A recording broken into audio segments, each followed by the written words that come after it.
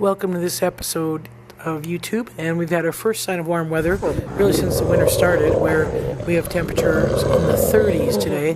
But unfortunately in Minnesota, when you have warm, you get snow, and so we're getting another maybe 3 to 4 inches today. And you see Grizzer here on the greeting rock looking very spry and very healthy. His hair is growing back in, a little bit unusual, where we're getting some matting and some curling of the hair. And his excitement was towards these two, Aiden and Denali, jaw sparring and right underneath the camera. So that was all the growling, and that was just a little bit of jaw sparring there. And it got a little excitability when there's jaw sparring like that. And I think more importantly, Aiden and Denali were getting attention from Wolf Care staff during the filming, and that created a little bit of excitement, and so there was some following behavior. And Aiden's still getting a little bit more bold in his behavior and caused Grizzer a little bit of anxiety there, but Maya came in and took care of it. The relationship of Grizzer and Denali continues to be on and off depending upon the day. Here you see Grizzer going up to the top and Denali following right after him. No aggression while they were standing next to each other, but there are some moments when Denali gets kind of anxious and shows a little bit of weakness, and Grizzer may target that. Here you see Denali with a relaxed T3 tail and Grizzer with a T2 kind of straight out back tail. One thing that is unique this week, we actually had to go look for the wolves to film.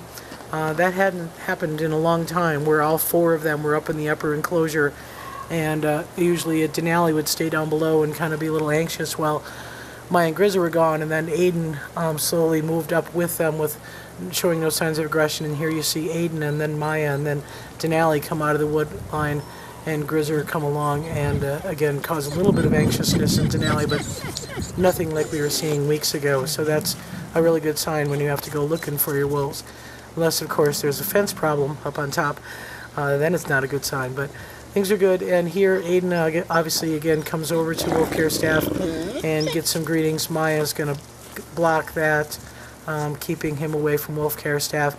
As we've said before, the excitability of staff being in there sometimes aggravates the situation. So even though we do go in every day to make sure the wolves are well maintained and there's no issues and the straw beds are done, etc., sometimes it's best if we don't spend a lot of time interacting, because the individual wolves vying for our attention can create some possessive behavior and redirected behavior, and things can get a little tense. But for the most part, we were in there filming and doing some enclosure maintenance.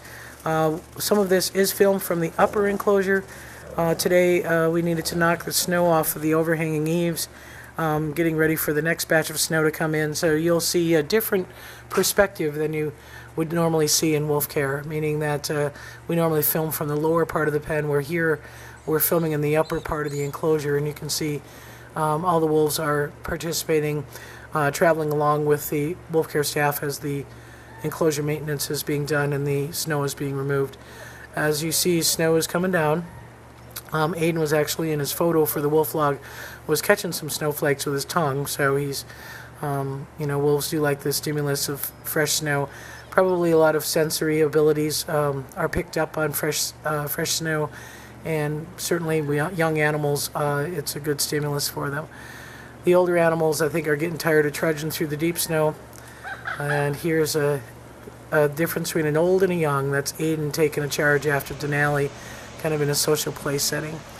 In retirement, we saw really good improvement on Malik's abscess tooth. You see the stain there from the actual scab, but swelling has gone down significantly, and as we've said before, he has no problems eating, no problems feeding.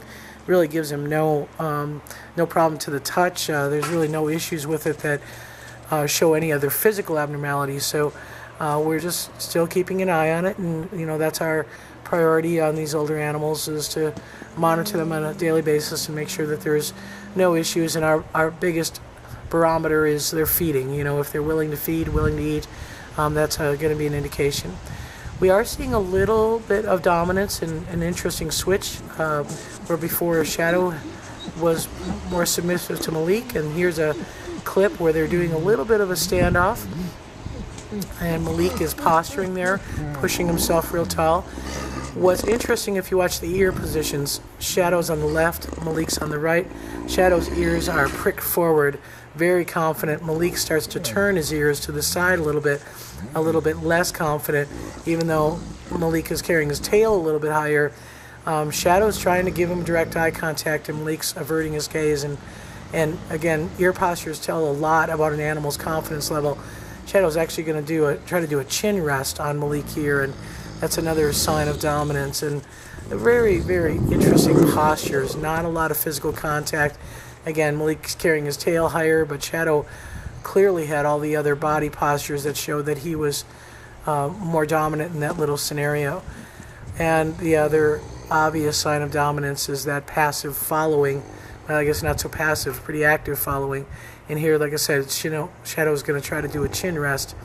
Pretty subtle and not very intense. I've seen him do much more, aggressive, dominant moves, but this is just a passive reminder to Malik that Shadow has been a dominant wolf and continues to maintain that opportunity. So it was interesting to watch and certainly interesting to be part of.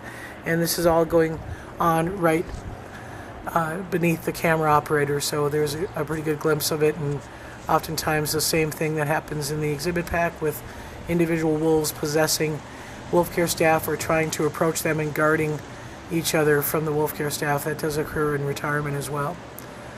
And so here's the following, and a little subtle, but Malik gets the point. You can see his ears drop farther back.